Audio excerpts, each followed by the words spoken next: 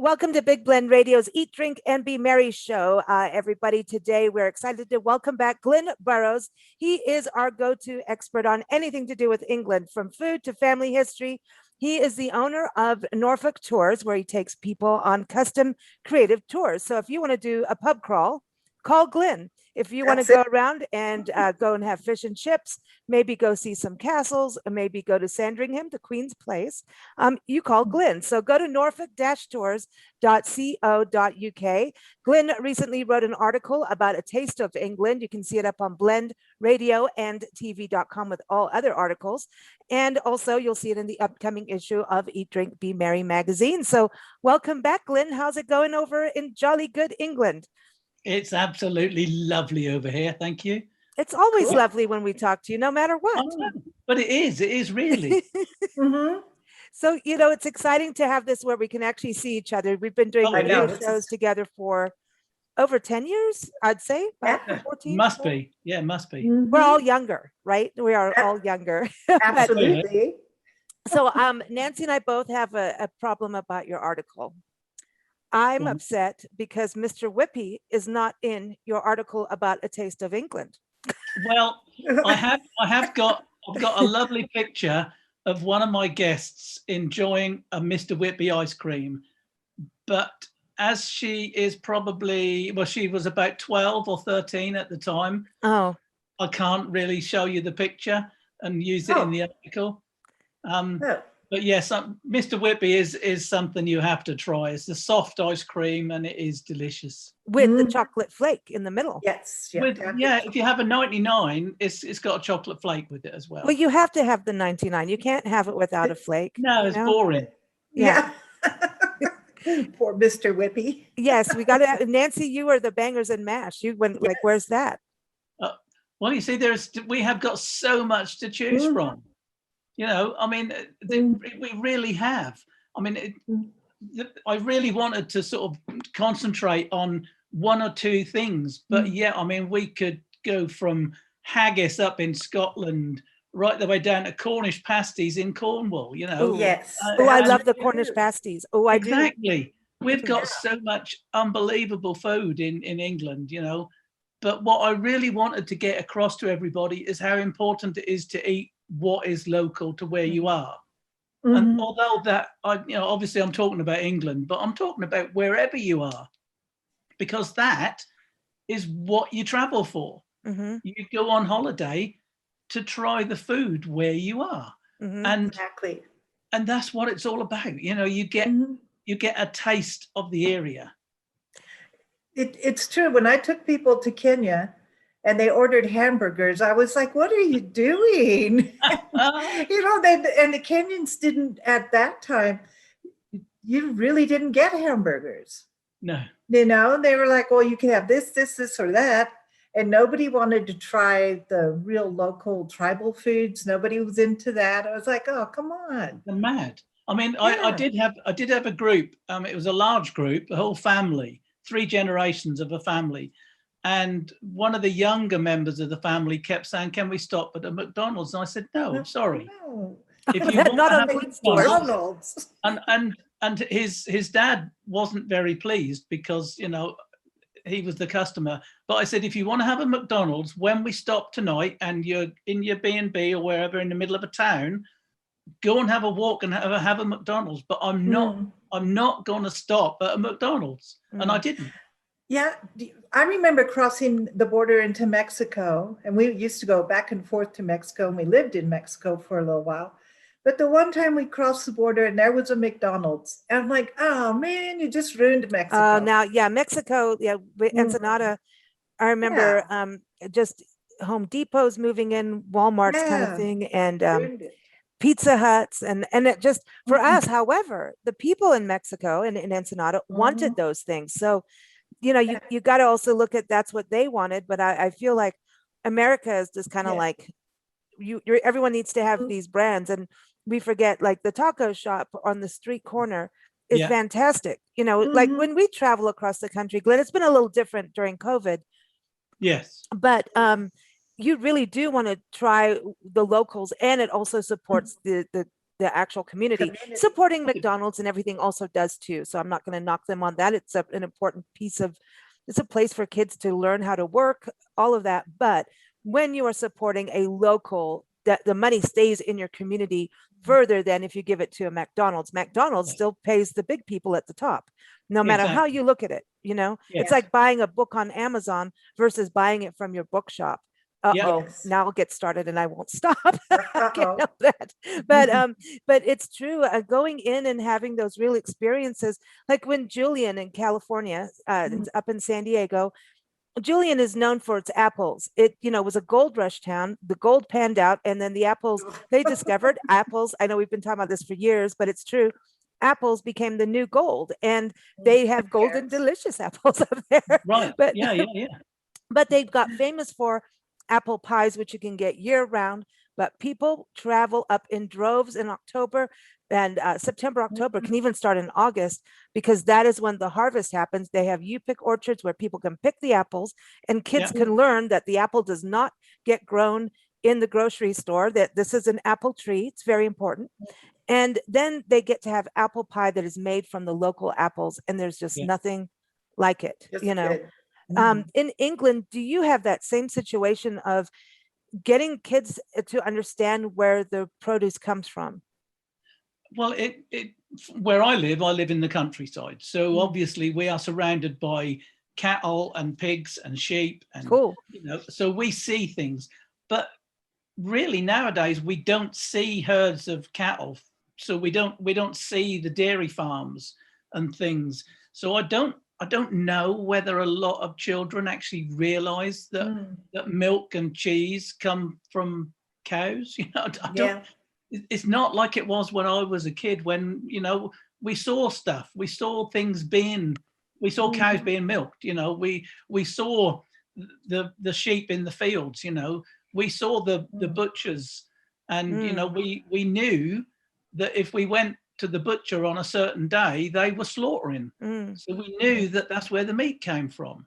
But nowadays, everything is so plastic, so wrapped and so separated, that you don't actually see the whole side of beef or the whole side of pork in the butcher's shop like you used to when I was a kid. So kids don't necessarily, or children I should say, don't really realize that a pork chop comes from the side of a pig.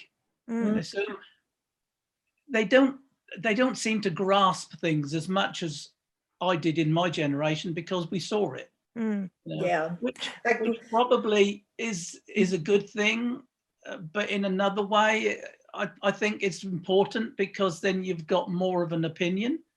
Because now, I mean, veganism and vegetarianism is becoming bigger, but people don't necessarily realize why they're becoming a vegetarian, apart from the climate change argument. They don't necessarily realize about how animals are treated and how they're butchered and things. Whereas when I used to see it myself, I knew that the butcher killed the sheep, and that's where the lamb came from. So I had more of an opinion about what I was doing and why I was doing it. So I think more it's value. Really it's more value on understanding what you're eating, and you will finish your food. You won't waste as much. I think what's hard is nowadays we have such huge factory farming, and the way meat is, how we get our meat, then it's not what it used to be like, where it's down the road on a local farm. Now it is changing here in the country, this country in America. We stayed on a farm, a cattle farm, and they do grass-fed beef in Tennessee. You got to say hi to them, Spring Creek, to our friends over there.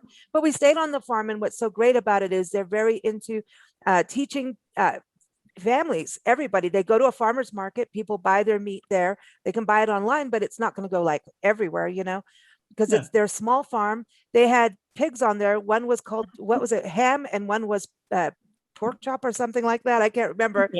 But it was so that their kids knew, yes, you can befriend them, but they're named that for one day this is going to happen. So there's a respect and understanding that, okay, it's going to be sad, but this is your food, and then you're going to have this extra respect for the animal. So I think, we're changing around here, and I think a lot of people, the vegan and the vegetarianism, number one, you don't want to eat meat every single day. That's what we've become, people eating meat every single day. And it used to be you'd have meat once or twice a week. I don't know if that's for you too, Glynn, but even in our culture, but now because it's mass produced and readily available, we're overeating. We definitely overeat. Do you have the big gulp in England? Like when you go to a McDonald's, they give you this giant soda, and that's kind of the culture over here for a lot of people. I've only ever once had a McDonald's. That's why you're healthy.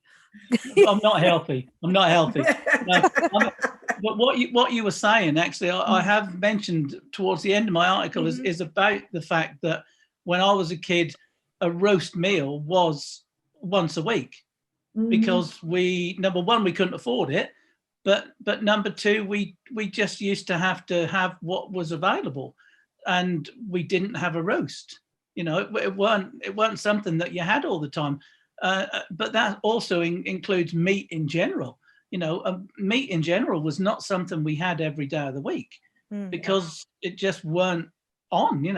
And if we did have a roast on the Sunday, we would have whatever was left over on the Monday recooked into something else. So my mum, if we had, say for instance, we had roast lamb, then my mum would mince up the lamb, and we would have a shepherd's pie on Monday. Because that's what you did. Shepherd's pie is good. Yeah, and that's another dish that we love in England. Is minced lamb with potatoes on the top and gravy. It's lovely. It's a shepherd's pie. Listen, your breakfasts are the best.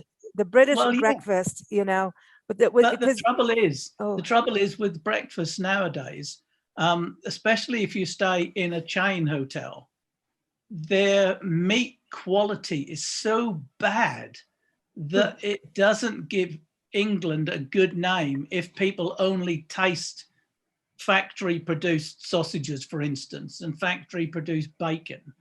It is absolutely nothing like you get in a proper bed and breakfast, where they eat proper sausages, proper bacon, locally made bread for the toast, proper eggs with a gorgeous golden yolk, all of that sort of stuff. In a chain hotel, they just buy the cheapest rubbish they could possibly get and charge a fortune for it. And that gives English breakfast a really bad name. I'm disgusted when if I go into a big city, there aren't any local B&Bs in a big city normally, so I have to stay in a chain hotel, and their breakfasts are not worth eating. They are disgusting. Even though they charge. Disgusting. He's mad about this. He's got a thing on this, but I agree with you, because they charge a fortune for it. See, oh wow, see, but the bed and breakfast thing. Everyone, our Vacation Station magazine, we're so excited. We're going to be featuring, I think it's 27 or 28 bed and breakfasts we stayed in over 2 years across the country, from Oregon coast all the way to Pennsylvania and Florida. It's amazing. And those breakfasts, that's why I'm doing all these push-ups. No, it's for veteran suicide, but to raise awareness. But I need to, because the bed and breakfast, it's such an interactive thing. Even during COVID time, they separated people out, but you'd have these conversations and you'd taste something locally made. And it just, where did you get this from? Oh, the peaches are from our farmer's market, and we know the farmer down the street. And it's just, and they really go out of their way to make it a very local experience. And so, I don't know, did bed and breakfast start out in England? I always thought that it was very European, bed and breakfast. Well, in France, they have the gîte, which is the similar thing to the bed and breakfast. But years ago, they used to have the bed and breakfast at the seaside. So you had the old seaside landlady who would have the bed and breakfast at the seaside. But then we sort of developed it a bit more, so that now there are more, like you're saying about farmhouses. So the farmer will have a bed and breakfast as an aside, as an extra little bit of an earner. So he would have people stay in the farmhouse. And that That's way cool. is making more money for the farmer, and Mhm. also from for the local butcher and the local baker, and et cetera, et cetera. But it's also given the customers a taste of where they're staying. Exactly. I think that's cool. You know, it's like we see farm stalls when we go out into the countryside. Rarely do you see farm stalls anywhere close to a city. Mm-mm. You know, No. so in the city, the food is definitely different than in the Yeah. country.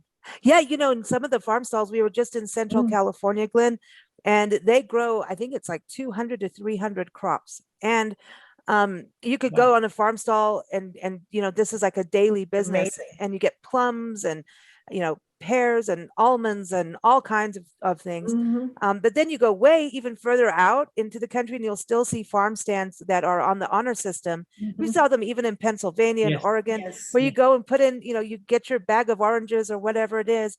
Yeah. It's really cool. And here's this area that grows so much, like citrus is really big. We went Farmer Bob's tour, and they take you around on a tractor and teach kids and adults all about oranges and growing oranges and how much goes into producing one orange for you.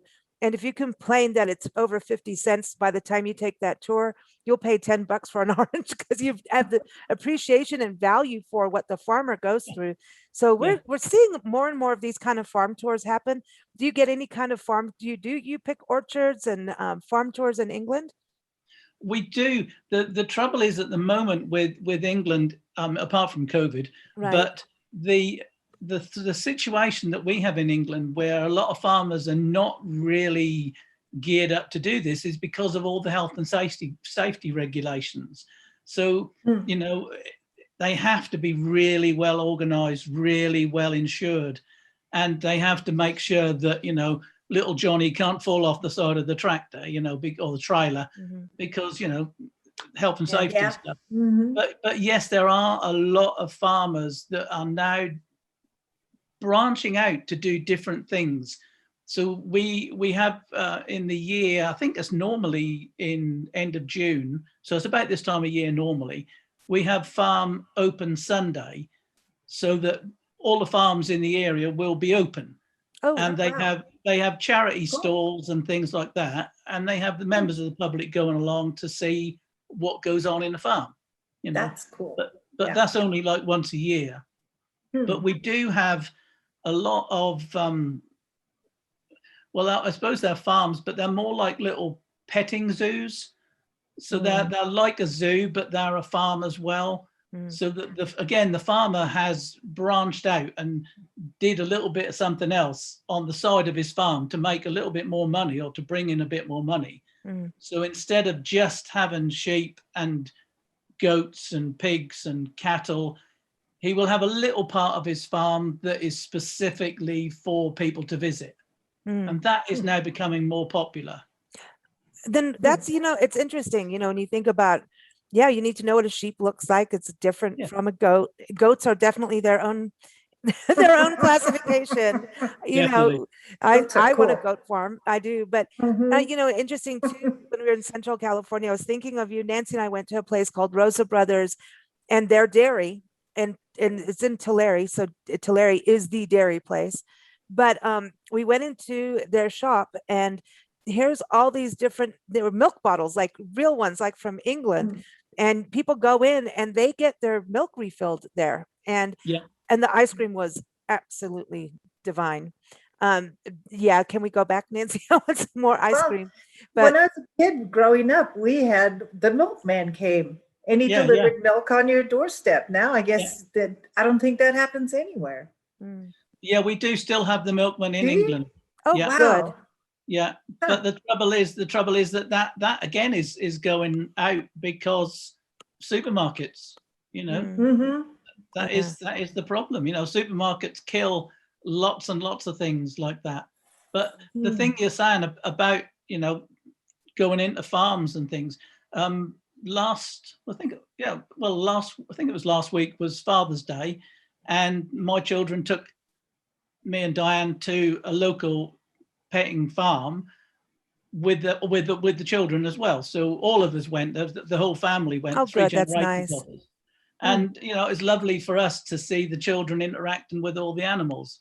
And that was a farm like you're talking about, with all the stuff going on, so the children can see what it's all about, and that really is good for children to realize that, a sheep actually looks like this, it's just what it looks like. Yeah, because that way you have this healthy respect for what you're consuming, and for children to have that, it's like, okay, I'm going to eat Dolly the lamb, and okay, maybe I don't need to eat all of it, and it, you know what I mean? It's kind of, it just has that respect for it, and it brings balance to the table, I should say. Yes. Very important, talking about dairy and milk, cheese scones. Now, we're featuring Diane's cheese scones recipe again, because I know everybody's going to want that. At the top here. Yeah, for those watching, you can see the picture of Diane's scones, and we're definitely want to come over and meet Glynn and Diane, but we also really want to go and eat her scones. So that's it. But isn't it part like having cheese scones? Everybody thinks about scones, or should I say scones, as a sweet treat, right? But then these cheese scones, these savory ones, I remember England's cheeses being out of this world. There is, oh my gosh, the Cheshire cheese. I remember that. I would do anything right now for Cheshire cheese, a crunchy bar, and Marmite. I really miss my Marmite. I want my Marmite. Oh, I can't believe you said that. I love Marmite. I can't help it. Diane does. Diane likes Marmite. I'm not a fan. You either like it or don't. Really don't. I a little bit of it is fine, but Lisa, as a child, you weren't all that fond of it for a long time. And then one day I grew up. She likes it. Yeah. Well, there you go. Yeah. But yes, we have got so many lovely cheeses, and again, that's something that you should try if you're in a local area, because they're made different all over the place. I mean, obviously we've all heard of Stilton, the blue cheese. But that was made in Stilton, which is a town, and then you have Wensleydale cheese, which is, funnily enough, made in Wensleydale. And you have cheddar cheese, which is, funnily enough, made in Cheddar. Really? Oh, wow. I didn't know that. I didn't know there was a cheddar. Yeah, cheddar. I eat cheddar cheese all the time. Ours normally comes from Vermont. Yeah. Oregon makes cheese too, a lot of brie cheese. And Northern California. There's lots and lots of different cheeses that are literally made where the name is, like I say, like your Wensleydales and your Cheddars and Cheshire cheese would come from Cheshire. And Cheshire, Cheshire comes from Cheshire. So it is all about the local recipes and the local ways of doing things. And to go to Stilton and actually have proper Stilton cheese, it's a different thing. It's a bit like going to Dublin and actually tasting proper Guinness. Yeah, they tell me it's a completely different thing to what you buy in a bottle. That's, when I had goats, the goat milk, because Lisa couldn't have cow's milk. Yeah. So I learned how to milk goats, which is really fun. Whatever the goats ate is what the milk tastes like. So different regions, you're going to have different tasting cheese. Different milk. Yeah. I mean, the French make some absolutely gorgeous goat's cheese. One of my favorite is the Saint-Maur, which is a goat's cheese, and also Valençay is an absolutely adorable goat's cheese. But we make goat's cheese in a farm just up the road, about 10 miles from me. They make their own goat's cheese, and that's very similar to the Valençay. So that's really lovely. It's really good on really good bread. Just when it's really that soft goat cheese. I've been buying this goat cheese. I put it in salad all the time, and it's soft, but you can see it's kind of crumbled, and it's more natural. Somebody must have bought them, because now it comes in little cubes, like and it doesn't taste the same. And I'm like, so they're doing some kind of process now, instead of it being the nice crumble, more natural. Yeah. Now it's been in these little squares, and it sucks. Maybe they got a square goat. I know. I don't know. I mean, it's ridiculous that I'm saying this, but I don't know. It's just like all of a sudden, here we are going again. One nice thing that you've had for years, and now they're turning it into, we're going to mass produce it again. And already the quality is going down. I Yeah. understand people wanting to save money, so I get that for some Yeah. reasons. And that's really, all of this mass production was about, it did create jobs, but it's changing, because of what we can do. It's not good for the land. We didn't know that in the very beginning. I think some people at the top are making the big money, but we're learning. And the thing is, we have to change. We have to change just for our soil. And it's not just across America, it's around the world. Our Yes. soil, you can grow everything organic or biodynamic, whatever you want to do. I don't care. And if your soil is not good, you're not getting any of the minerals you need. So where are they Yeah. getting the minerals and the things for vitamin pills? That's what I want to know. Or where's your soil bank They to do make that? them in the lab. Yeah. So I'm wondering about what are we really putting into our body if we don't fix the soil? And it's important that a lot of farmers are in this initiative. They're working together to fix soil. Even, so it doesn't, there's the pesticides with the non-organics, but they're really turning to, it's really great to see farmers working with each other to fix this. But And they used to rotate the crops. And so they would have your cattle or your sheep in the pasture and next to where the crops were, and then you'd switch it out and put the cattle and the sheep over after the end of the harvest season in the other pasture, and then plow this other one up so that the nutrients were turning over all the time because the animals help. Well, this is, funnily enough, this is something that my son-in-law does.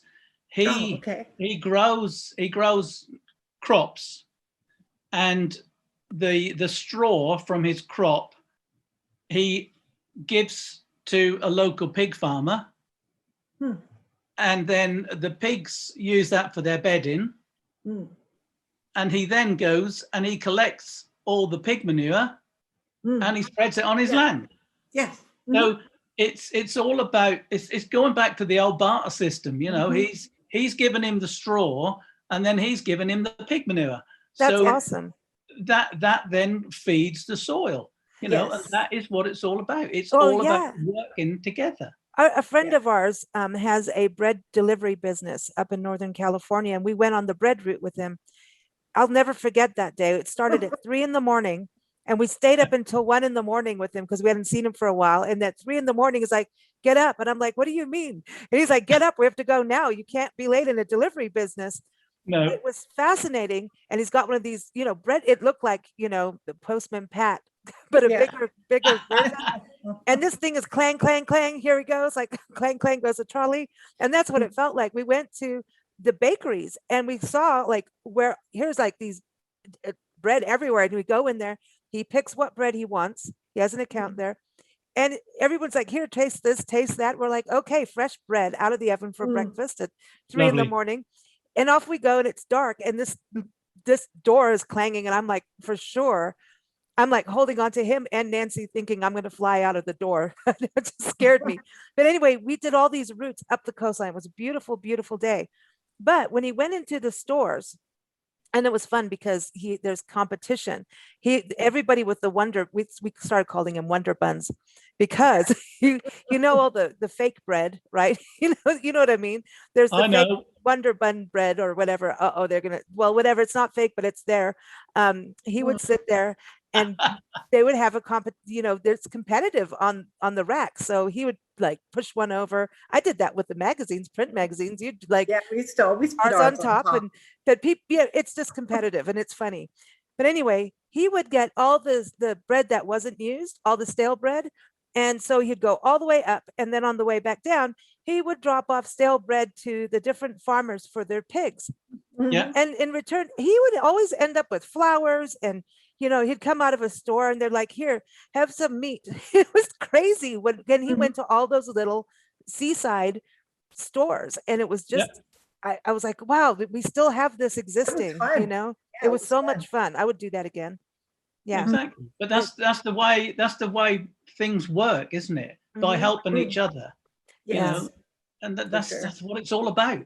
It's not about money, it's about helping each other. Exactly. And that's the thing of making a case again to go to the small, stores, go to the, independents, we can't, the more we keep buying on these big online stores right now, COVID, the online sales and small independents had to, go online and sell online, which was great that they were able to do it and help them survive. But if we don't get to a point where, if we forget the downtown business, we're going to have all these vacant buildings one day. Well, What we is already shopping have going to be some. like? It used to be fun to go into a shop and find the stores that have local items, local books, local olive oil, or you know what I mean? We can't, part of the shopping experience is going away. We're all going to be wearing the same clothes from China. Yes. It's just now. all coming, everything's coming from Amazon. Yeah. Well, one of the main reasons why I really like to push this is because by actually buying it from the people who are making it, you can actually know what's in them. Because Yes. if someone, Diane doesn't sell the cheese scones because I eat them all, but if she sold her cheese scones, she could actually tell the person what's in it. I remember once I went into a local supermarket and I bought some cheese scones, but I wanted to know if there was any sugar in them because I don't eat sugar. And I said to the person behind the bakery counter, is there any sugar in your cheese scones? And they said, I don't know. So I then went up to the manager's desk and I said, is there any sugar in your cheese scones? And they said, oh, we'll have a look in the folder. So they got a folder out and they had a look in the folder, and the cheese scone recipe wasn't in there because they buy it in a big sack, and all they do is add water to it. So I said, well, how am I going to find out if it's got sugar in it? And they said, well, you're going to have to write to the manufacturers of this big sack of powder. Oh my gosh. That is exactly what I'm talking about. If I go to my little coffee shop that I go to and say to them, what's in your cheese scones? They'll say, Mary, have you got the recipe? Or do you know what you put in the and Mary's going to be able to tell me what she put in the cheese scones that morning. Because she makes them. That's what it's all about. I love that. The taste is far different. Yeah. Absolutely different. But, when I was a kid growing up, we had chickens, so we would give our neighbor eggs and she would make cakes and give us cake. Yeah. And the cake was far better than anything you bought in a store or even a bakery sometimes. Yeah. Their cakes were good. I don't know what else you put in them, but something. Well, I love this, conversation about, eating local. That's an important thing, because you are, supporting that whole chain. But I want to talk about seafood. Fish and chips is iconic British fare, right? Fish and chips was a big deal in South Africa when we lived there, Kenya, because it was so much British influence. Right. And we, we're allergic to fish, but we'd have like chicken. They'd always have chicken. And this is where I got my love for malt vinegar and salt and vinegar chips. Oh my, crisps, I should say. Oh my gosh, malt. Yeah, I need to come over to England. I'm hungry now. My breakfast wasn't good enough. No, but what is it, when in regards to the fish and the seafood, we're looking at with climate change, there's a shift in what we can get from the ocean. And we do have things that are different, like lionfish in Florida is become a huge deal also because of hurricanes, and they're taking over the ocean, which isn't really good for other fish. So we're seeing a shift in fish and also their seasonal habits. And right now we're about to lose salmon, wild caught salmon. It's all going to be factory done now if we're not taking care of how our rivers and lakes and ocean. And so we're seeing issues that way. I'm not hugely familiar about all of them, especially who's eating what, because we don't eat it. But what's happening in England?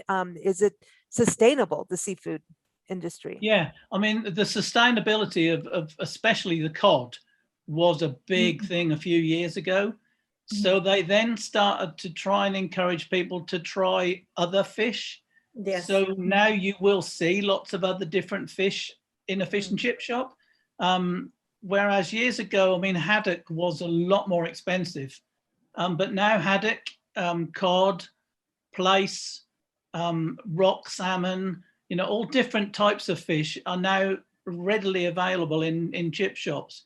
And they are managing the quotas more. So it seems that they're getting on top of it, and actually now there doesn't appear to be the problems that there used to be a few years ago. But again, we're now coming out of the EU, or come out of the EU, so there's lots of hoo-ha going on about fishing quotas for the North Sea, because obviously the North Sea and the English Channel is also partially in Europe. So there's lots of hoo-ha going on about that. But it does seem that we are getting over the bump, so to speak, about the sustainability of the fish. So that's good. You know, it's interesting here. I was just reading a couple of days ago that Subway sandwiches, it's a chain across the states. I don't know if you have Subway. We do, yeah. Yeah, okay. Really? Well, You have yeah, Subway sandwiches in that's England? cool. Okay, but anyway, they're tuna sandwiches. Somebody took the DNA of the tuna sandwich and they ran a report on it. It's not fish. It's not fish at all.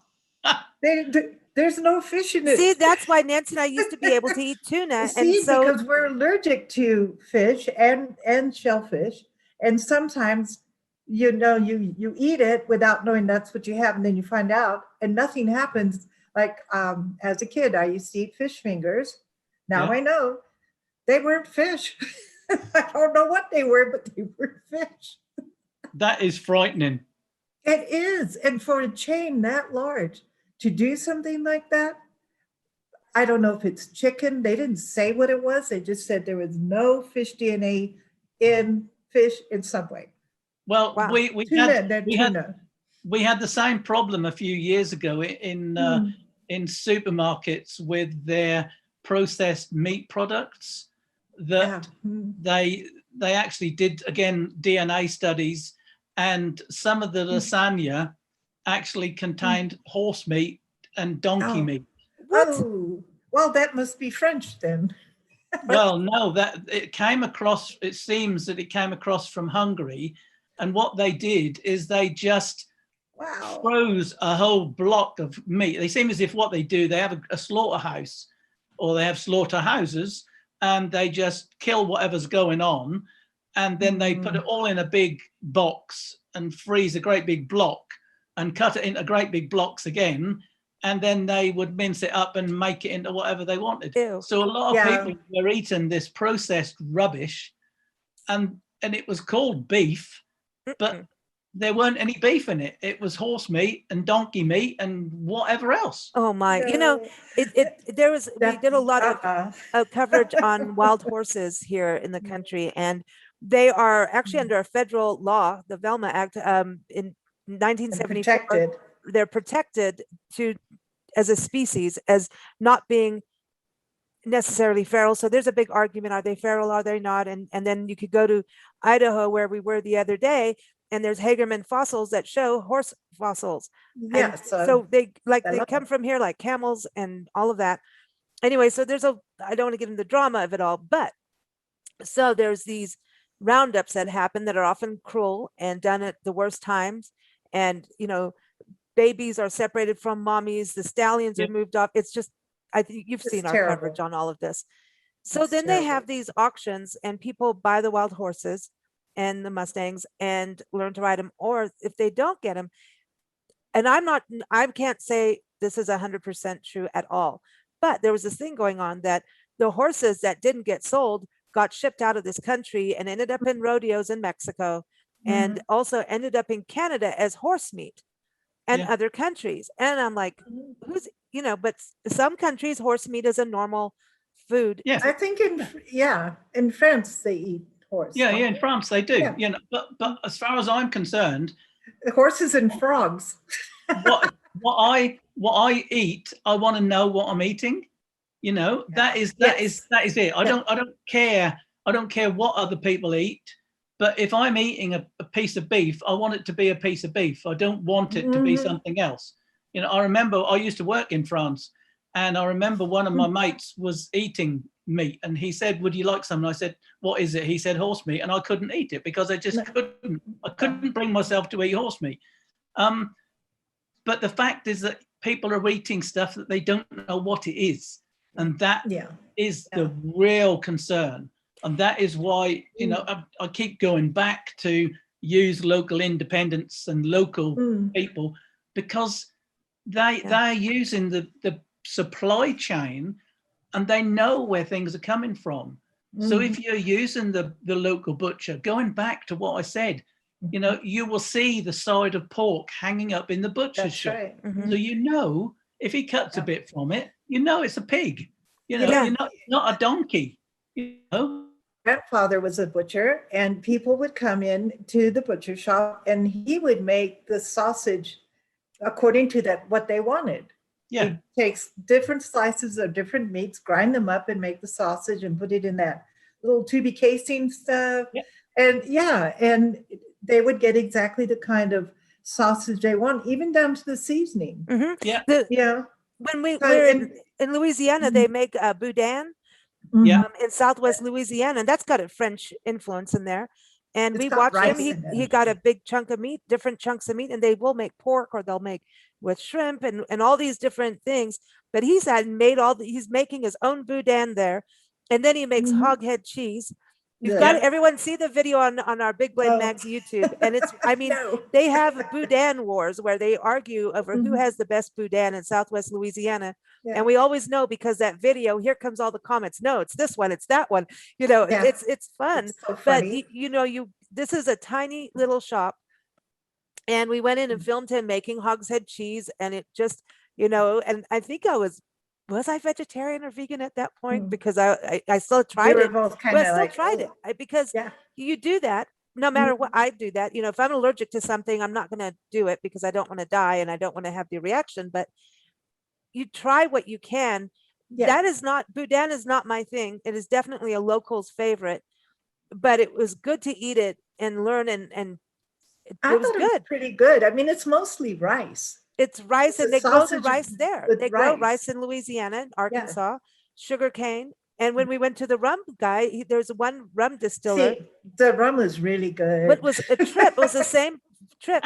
We went to Bayou Rum, and we went in. It was really we good. met the sugar baron of Louisiana because he has all the sugar cane, and he was delivering to the rum dude. And we're like, this is so cool because when do you see this anymore? You do in States, but you need to suss it out, and that's part of travel. That is part of your local community too, because it tastes so much better, and that is how we're going to fix our soil. I think it's the same thing as honey. If you get honey that's local, because now read the back label of half of the honey. No, and half of the syrups. No, it's not good for you. But if you're eating local honey from bees that are, getting into the local wildflowers, now it is actually beneficial for you. For your body. So now you're eating within the season. So the whole community health-wise will get better for everybody. It's exciting. Well, funnily enough, what you've just said there about eating what is local, I read an article just several years ago now where they were talking about diseases. And they said that people who, say for instance, me, right? My ancestry is all from within 50 miles of where I live today. All of my ancestors that I've discovered since 1977, all of them lived within 50 miles of where I live today. So my metabolic makeup is based on this area. So therefore, my body is not made to eat stuff from South Africa or from Spain. And this article I was reading was saying that a lot of diseases are not caused because you're eating foreign food, but they're caused because your body is not made to process that particular food stuff, because we've only been eating it for the last 20 years. So our bodies haven't actually developed the ability to digest the stuff that we're eating because we never ate them. So, I mean, like, for instance, for me and bananas, my ancestors would never have seen a banana. So, I mean, my mum might have been the first person, or my dad and my mum were the first people in my ancestry who ever ate bananas. So really, my genetic makeup is not designed to eat bananas. And that's that sort of... Nancy's not either. Mm. And No, that Or wait, broccoli, or broccoli. no, no Really broccoli, no fascinating. bananas. It's really fascinating to think about that. I think, well, that's what's so, I always talk about how we are nomadic, and, I look at everybody, oh, I'm going to get myself in trouble, but people go to where we've really stuck on the conversation of scones and Mr. Whippies and Mhm. Yeah. Lancashire hot pot and what Yorkshire pudding. But we always go off on tangents here, but our bodies know where we're supposed to be. There Yeah. is something, and I don't know if it's past lives. I'm not going to get woo woo, but there is that DNA makeup. Like, I say that we have deja vu dust. When you travel and you go to a place, it could be 20 years later and it's all built up, but you get this body sensation of being there and knowing it, even if you're only there for a couple days, you've left a mark there. It's even, just maybe it's just even a footprint, but you were there, and there's a connection that happens. And I don't know what it is. I need, maybe I need to go see a therapist after this, but Uh-oh. but I think that it's true when people, like I look at California, our Mexican friends there used to, their families lived there, and then, Yeah. okay, now there's the wars and the Mexican-American War, Mexican-California War. But, they keep coming back, and thank goodness, because we wouldn't have produce. Thank you for their amazing labor. Mhm. But there's something about that. I don't know. It's like the same thing as, I'm not comparing people to animals, but, deer only stay within, and was it a mile and a half Oh, radius? yeah, And where they they're keep, born. so they keep reproducing in that area and staying within that Yeah. area. No So what matter happens what when we happens. encroach in? Yeah. So they keep Yeah. coming back. Birds do the same thing. Things are shifting right now because of climate change and because of Yes. us building homes and everything. But I think it's the same for our bodies and what we eat, and I think that's why, when you travel, like places like Philadelphia and Melbourne, Australia, have these multicultural hubs of these families trying to continue their, what tastes good to them and what they were raised on and probably born, just, just even in the womb. This Well, is your digital, your DNA food, your food. This is Mm. what you're going to eat but and want, it's even if you've it's moved. so unhealthy to be brought up without some part of a garden in your home, connected to your home, some kind of land where you can go outside, like this apartment living where you don't have your own backyard. I feel really sorry for kids that have to live like that. I think Yeah, me too. and then when they do get to go outside, it's all concrete. Yeah. I don't, it's just not right. And then I understand the buildings are going to go up, up, up because we're ruining the land. But at some point, if we don't turn around what we're doing, we're going to really be in trouble. Maybe not my age, but definitely Lisa and younger families. The climate is going to be so horrific if we don't start taking care of the land, planting back trees, and tearing up some of this stupid concrete that's everywhere. I'd like to go out with a jackhammer and just like, that's it. No more sidewalks for you. Yeah. And just plant some plants.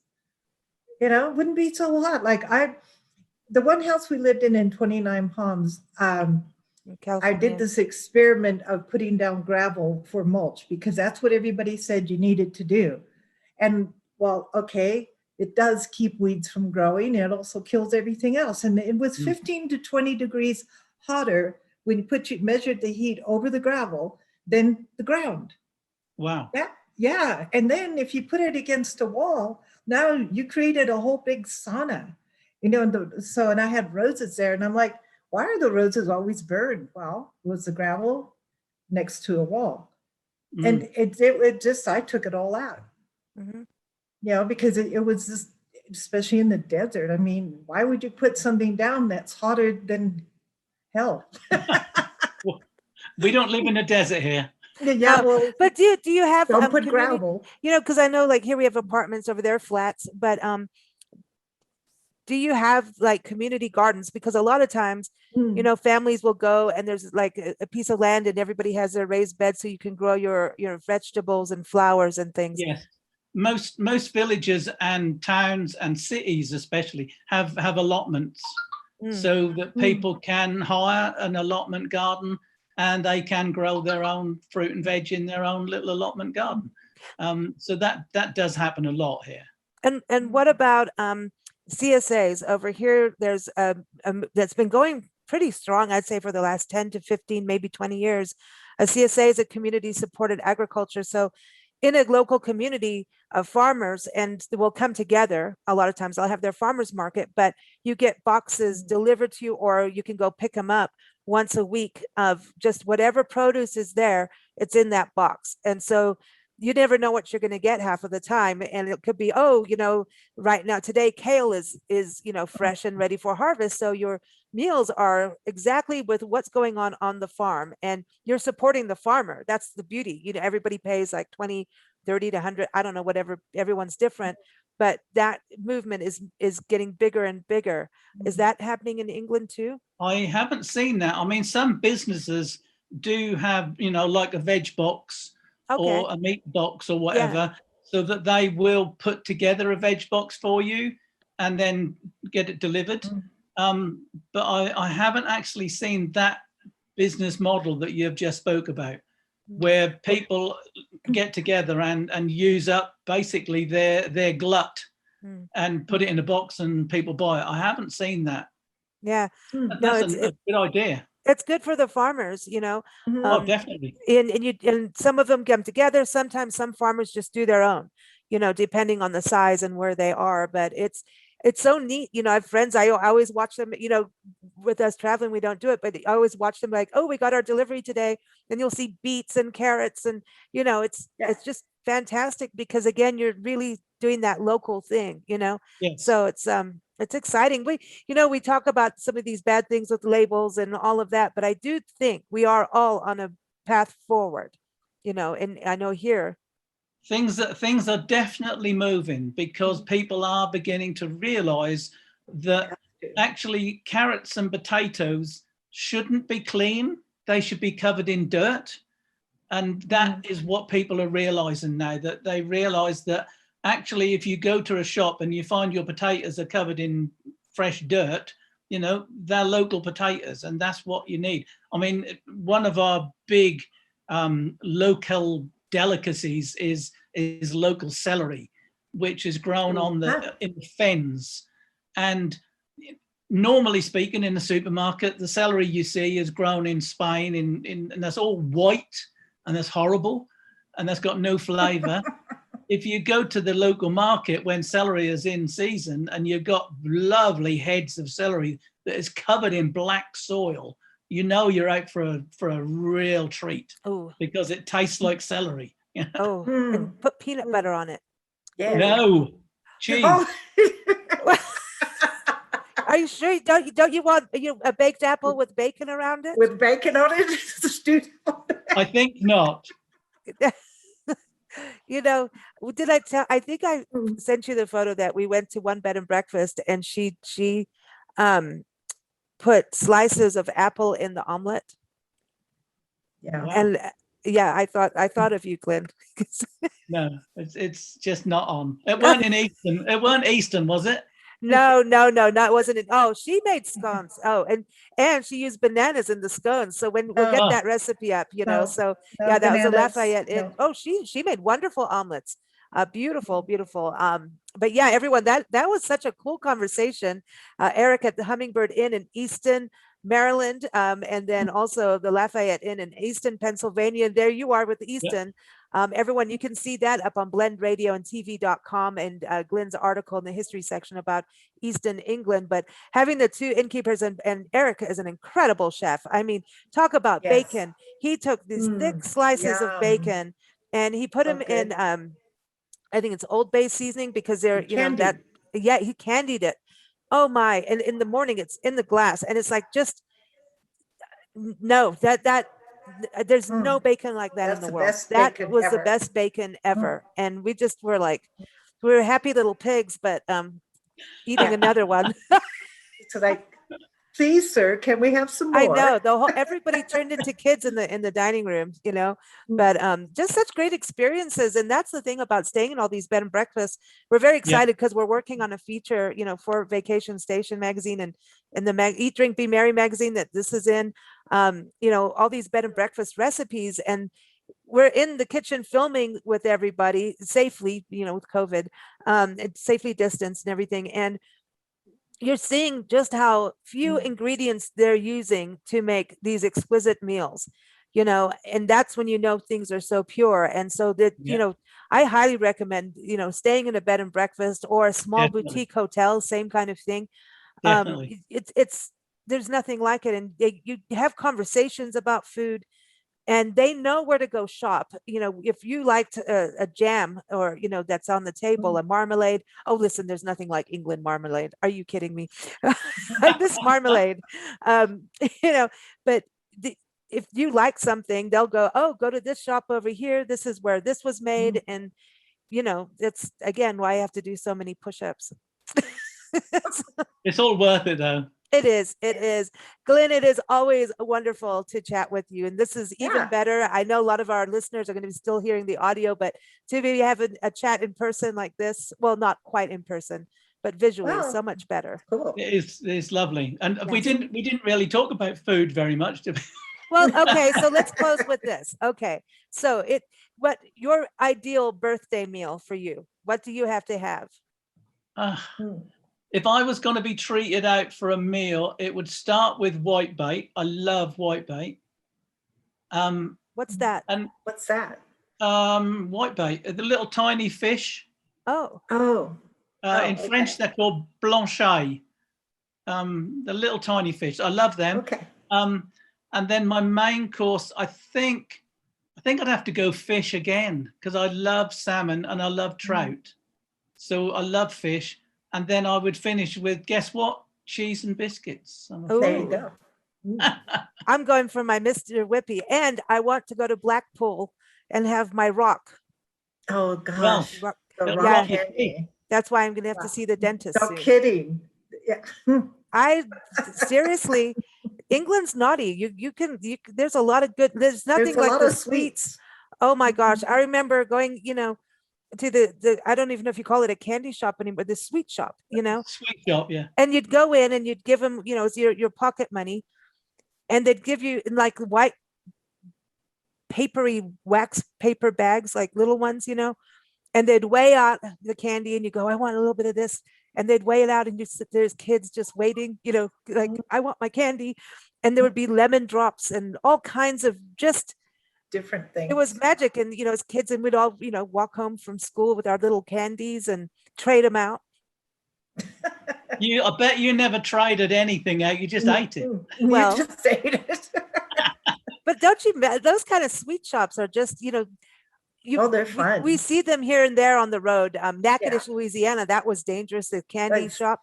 Oh my gosh. Oh my gosh. Well, a friend of mine, I'll just tell you this, a friend of mine has now started up a business, online sweet shop.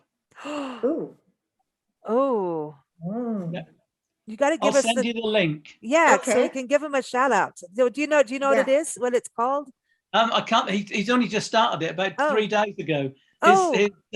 His teenage son decided that he wanted to start a business because his dad was self-employed, and his son said, I think we ought to do this, Dad, because you don't see this anywhere.